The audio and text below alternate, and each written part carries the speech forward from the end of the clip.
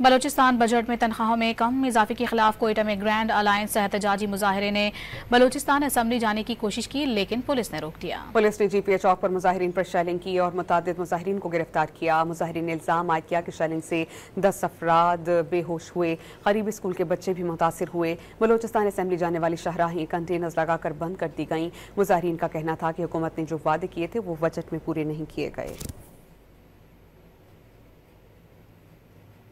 Balochistan budget में तनख्वाहों में कम इजाफे के खिलाफ कोयटा में ग्रैंड अलायंस एहतजाजी मुजाहिरे ने बलोचिस्तान असम्बली जाने की कोशिश की, लेकिन पुलिस ने रोक दिया। पुलिस ने जीपीए चौक पर मुजाहिरीन पर शेलिंग की और मुतादिद मुजाहिरीन को गिरफ्तार किया। मुजाहिरीन ने इल्जाम आयद किया कि शेलिंग से 10 अफराद बेहोश हुए, करीबी स्कूल के बच्चे भी मुतासिर हुए। बलोचिस्तान असम्बली जाने वाली शाहराहें कंटेनर्स लगाकर बंद कर दी गईं। मुजाहिरीन का कहना था कि हुकूमत ने जो वादे किए थे वो बजट में पूरे नहीं किए गए।